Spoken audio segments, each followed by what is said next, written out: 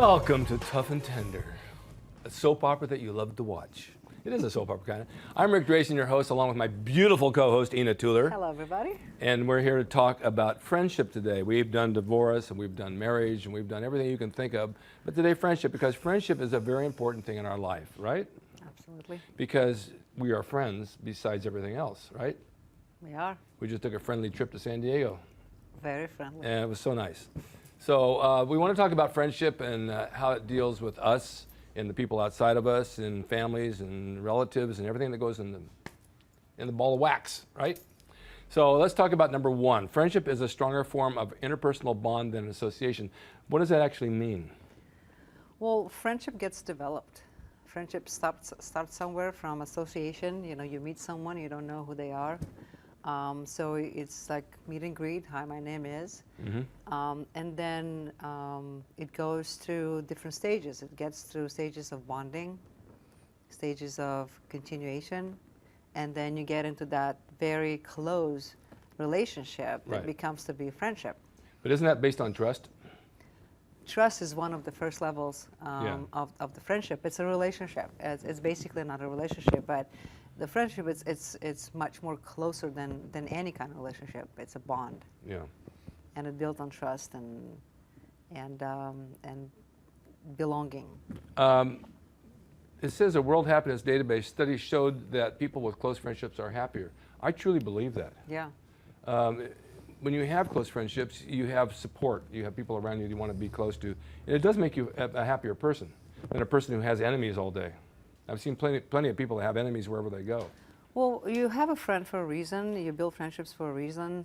First of all, you belong to a group.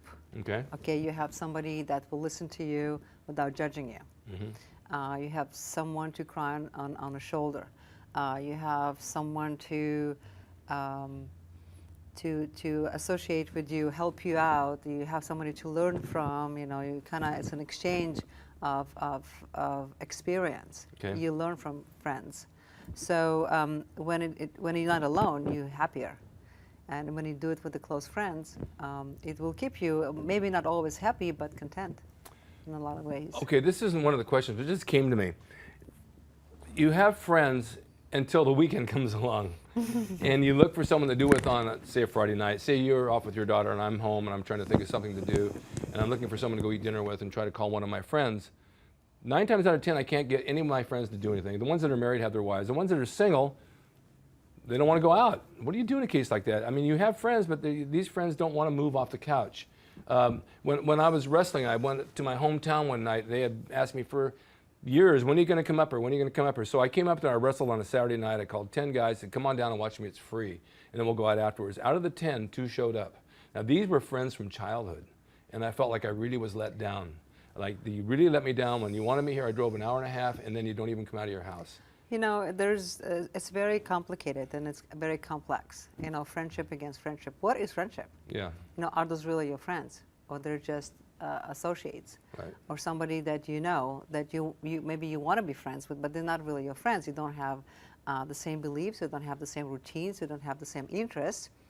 You know those people, and you would like to socialize with them, but they're not really your friends. They're not standing by there anytime you want them to be. Right. Same thing with your friends from whenever you went to Bakersfield, I believe. Yeah. You prefer. So you know, you moved away. Okay, so little by little, your interests started to change. This is true. They sometimes develop jealousy. That was another thing I was going to bring up, because what happens is you evolve in a different direction. You move out of a smaller town to a bigger city. This was actually one of my questions towards the end on here. Okay. You move to a bigger city and you improve your lifestyle, because it's like a fish in a small pond stays small, but you put them in a bigger pond, he gets bigger. Like my turtles, they were small until I put them in a big aquarium, and all of a sudden they grew to the size of the aquarium. So when you move to a bigger city, you grow to the size of the city, if you allow that. They stay behind. They have the same routine. They have the same job forever. They have the mentality of the smaller town. Right. You are out. You have a different life. Your life is bigger. You have different friends. You have bigger friends. Your vision is bigger. Maybe you're richer. Maybe you are, you know, out there doing stuff that they wanted always to do and never had the balls to do it. Yeah. So they develop that little jealousy. Oh, you're too good for us type of deal. Yeah. So that splits you and them, and now suddenly you maybe you were friends in the beginning, Yeah. and you had, you played outside together and, and climbed trees and stuff, but now you're completely different people, completely different lives. It's not that you change, though. I mean, people look at you when you move away, and while you're on TV and you're doing stuff, they think, oh, he's changed, he's a Hollywood superstar now. And really, you're the same person that's reaching out to your old friends, But say, they come on, don't let's know. still be friends, let's still be They friends. don't know. The real friends, Yeah. real friends will always gonna stay friends, and you cannot see them for 10 years, 15 years, and then the next time you see them, you like never separated. Right, right. So those people will always be there, but the majority, you can't really call them friends. They were there at the moment. They're acquaintances. They're acquaintances. They ate in the same diner. They went to the same school. They maybe Yeah. even play in the same gym with you. That's true. But you can't call them friends, and this is why comes Friday, you don't always have somebody to go dinner with, because they're not really your friends. I have to eat all by myself. Oh, Yeah. so sad. But I get home in time to watch TV. All right, forms of friendship include affection, sympathy, empathy, honesty, altruism, mutual compassion, mutual understanding and compassion, enjoyment of each other's company, trust, and the ability to be oneself, express one's feelings, and make mistakes without fear of judgment from a friend. That basically explains what friendship is. Yeah. Love is fun. It's another form of friendship. Love is number one. Yes. Well, and you get lucky when you find a friend in a person that you love. Absolutely. It could be the other way around, but it's actually, it could be one. Absolutely. Makes a huge One difference in a whole piece. relationship when you're Yes. friends too. We went away together, and you're my best friend. And I'm your best friend, right? Yes. Well, yeah, because we like this one says. I mean, we share common interest. Yeah. Okay, we come from same kind of a similar backgrounds. Right. We have very involved common feelings towards each other, and we want to do same things. We enjoy similar things, so that Right. We had different think alike. occupations, but the different occupations did not get in the way. They kind of blended together. well, that comes to understanding. Yes. And this is where friendship kicks in. Right. Okay, I'm your friend. I understand what you do. Right. You may be doing something completely different from what I'm doing. I do construction. You do entertainment. Okay.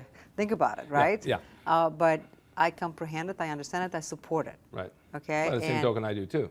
Exactly. So that builds a friendship.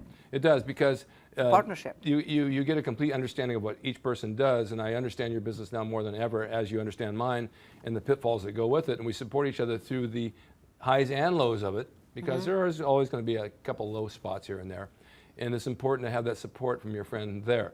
Now, there's other friends who don't want to hear it. They all dwell on their problems. They just walk away, and their problems are 24/7, and you try to talk to them, but you can't ever get anywhere with them. But you can do what you do. And again, friendship, even friends can take advantage of a friendship. Yeah. The friends until it's convenient for them. Right.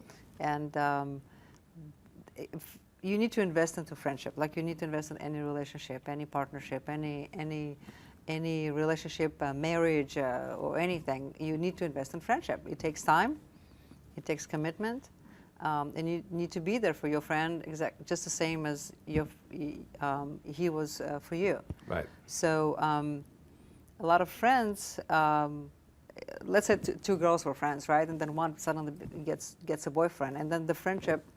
Oh, I hear this. I hear this from my it's daughter all the time, right? Yeah, same thing. So what happened? I hear the What same happened? thing. What She's do with you her do? boyfriend. She's with her boyfriend. I'm here alone. I can't get anybody to do anything. Yeah. But this is what happens. I mean, to get in a relationship, and you want to be with that person, Yeah, and you invested in this relationship, Exactly. so you really wanted something back. I mean, life goes on, and we need to kind of find a way to Right. to find that time for our friends. But we really shouldn't ignore them or not giving them the time of the We day. talked about this, about the small town moving larger city, and then sometimes you outgrow your friends by evolving. We talked about that as well.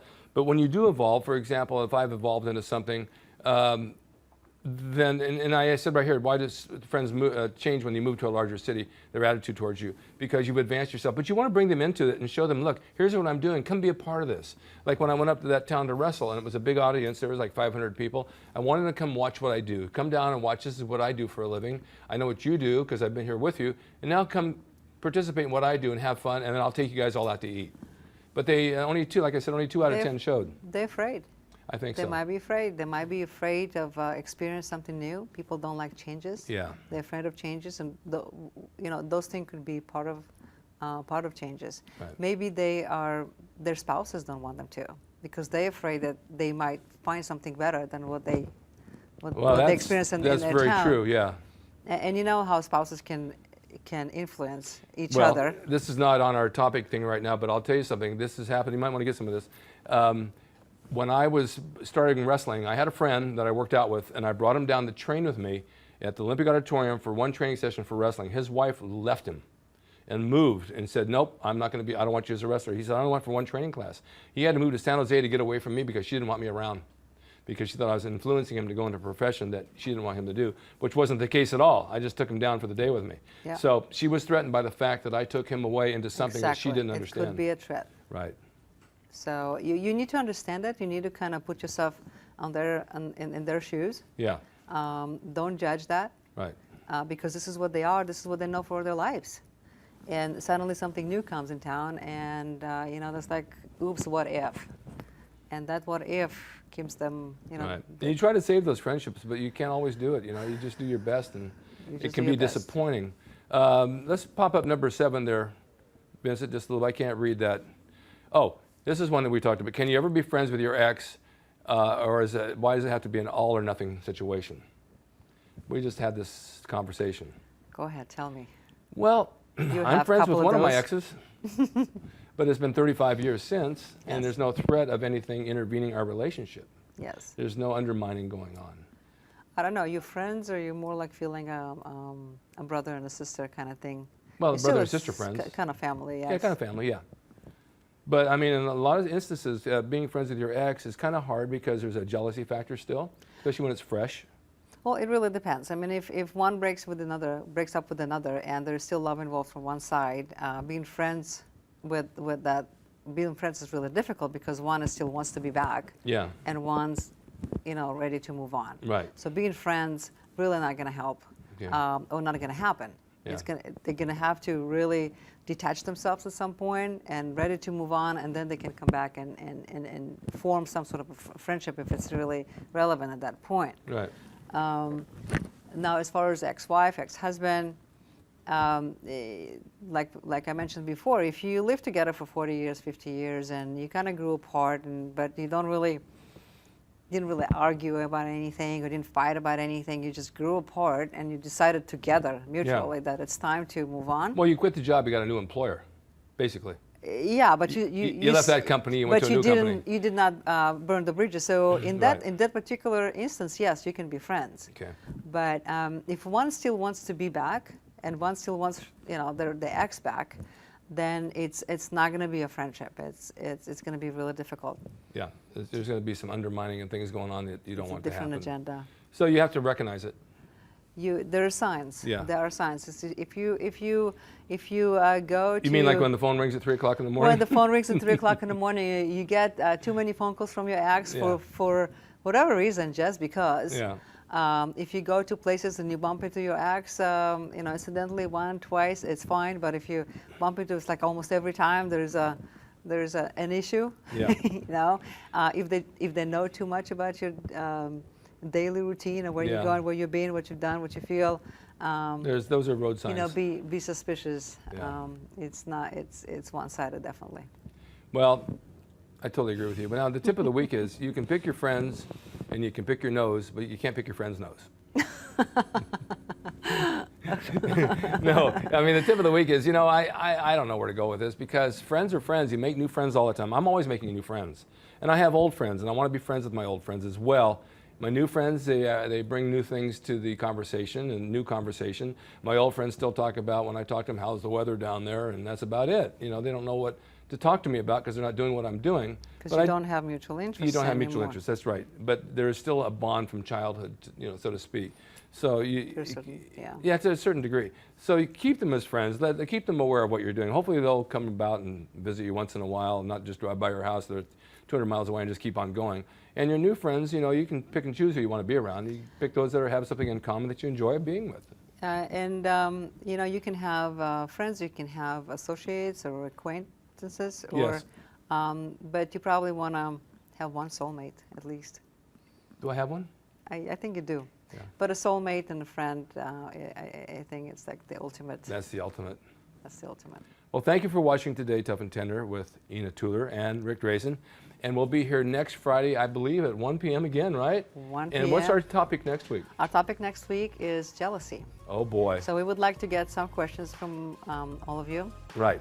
If you want to write in and send us some questions, we'll be happy to answer them. Yes. Jealousy is a huge factor in friendship. It can either make it or break it. In any kind of relationship. Exactly. And as we close, we'll see you next week. And stay tuned for what? Traffic, weather, and local news. Coming up next. Hi, I'm Rick Drazen, Tuff and Tender. I'm here to answer all your questions on dating, relationships, the good side, the tough side, the tender side.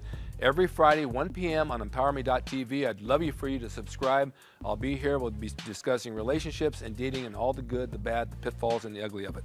Stay tuned and watch me next Friday, 1 p.m. emPOWERme.tv. Subscribe now.